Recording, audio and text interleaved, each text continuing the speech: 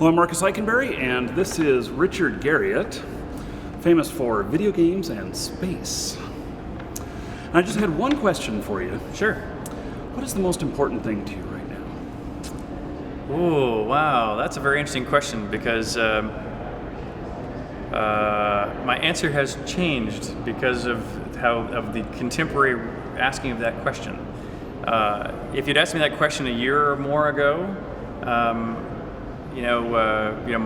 for me personally, the things that are most important are always what I'll call exploration and the quest for knowledge.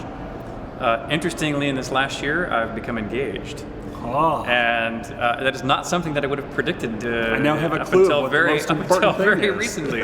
And it really, even though we will be getting married in July, and therefore don't have children at this stage, but my fiance desires to have children, and so it is interesting how that has already begun to move the priority shift, the needle around. And at the very least, the priorities have shifted in what I will call my spendthriftness.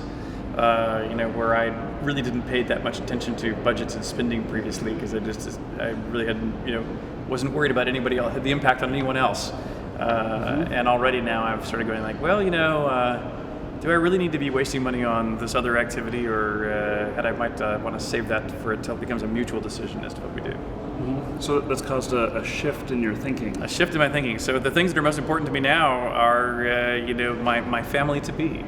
As that I would have never said previous to quite recently. I would have never even entered my mind to have mentioned until previously, until quite recently.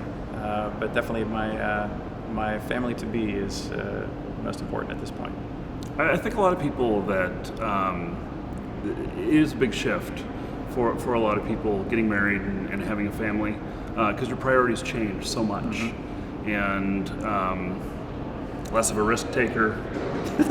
Well, although here's what's interesting about that. So I've already begun that negotiation. Oh, goodness. So my fiance, of course, met me right after my trip to space. And while she's not a gamer, she knew of me because she's an investor and had just by chance invested in some of our earlier companies.